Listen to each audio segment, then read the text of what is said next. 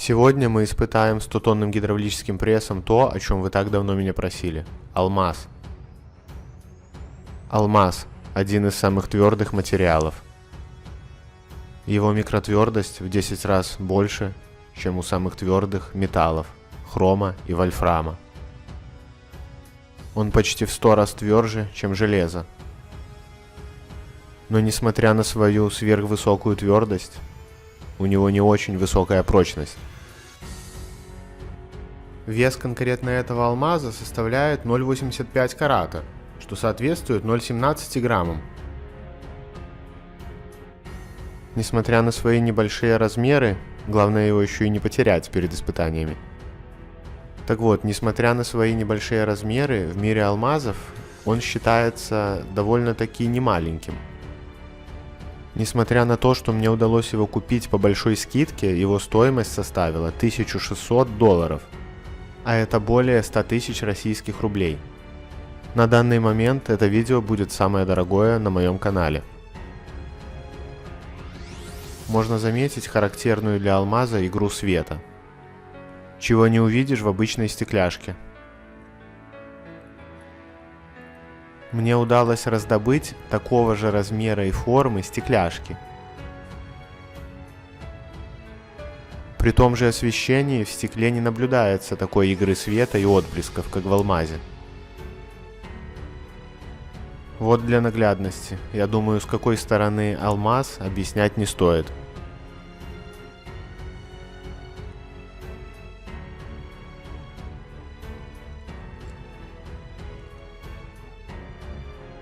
Для подтверждения подлинности алмаза в комплекте идет такой сертификат. В нем указаны такие характеристики, как вес, серийный номер, размеры, а также есть QR-код. Сейчас мы его отсканируем.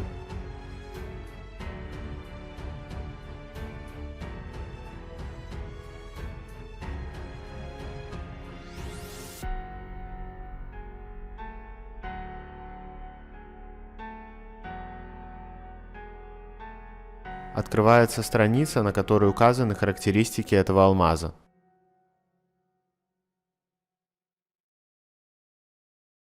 И имеется его серийный номер, который соответствует номеру в сертификате. Вы спросите, не жалко ли мне его давить? Честно сказать, жалко. Но мне будет еще более жалко, если не получится это заснять. Так как его размер не превышает 6 мм, есть вероятность, что камера может потерять фокус или сместиться. Под пресс мы его положим острой стороной вниз. Поскольку нижняя железяка выполнена из более мягкой стали, дадим, так сказать, алмазу больше шансов. Прессу зададим самую маленькую скорость движения. Ну что, поехали!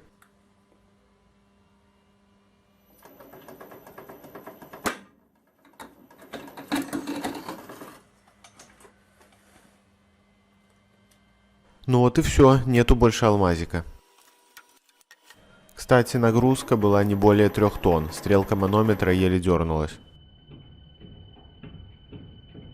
На замедлении можно заметить, как алмаз благодаря своей твердости вдавливался в сталь.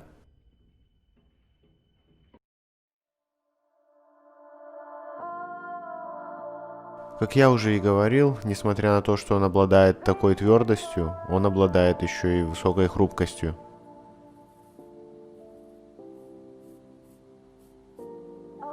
После него осталась довольно-таки ощутимая вмятина, а рядом находятся отметины от осколков.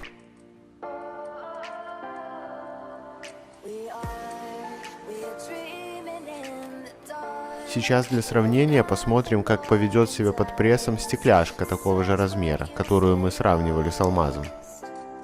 А это, кстати, отметина от капли Руперта, которую мы давили ранее.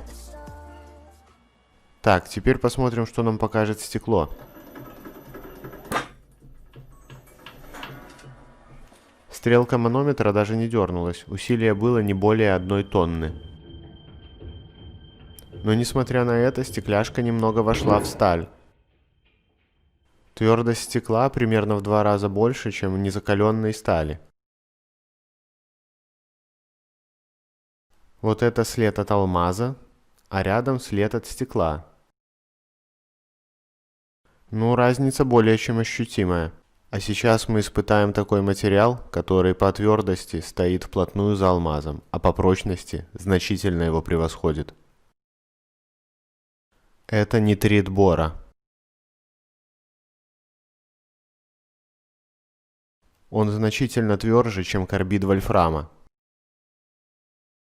Конечно, сравнение с алмазом здесь будет не очень корректным, так как его форма и размеры немного отличаются.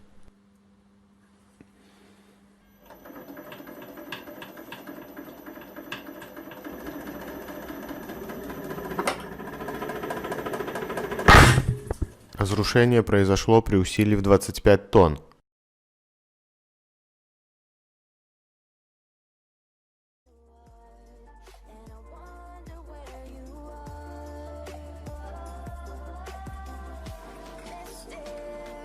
Вот такой вот остался след от основного куска,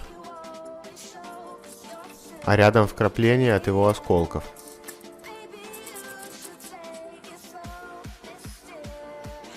Среди множества осколков удалось найти такой кусочек нитридобора, который по размеру соответствовал размеру алмаза. И вот это сравнение с алмазом уже будет более корректным.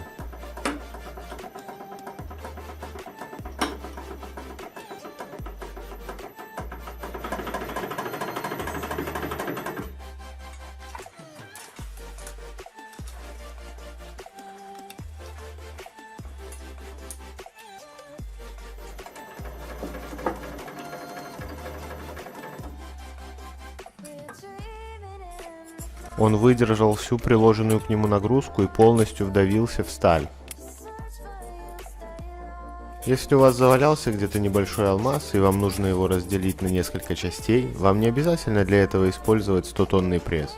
Для этого достаточно использовать молоток и хорошенько приложиться.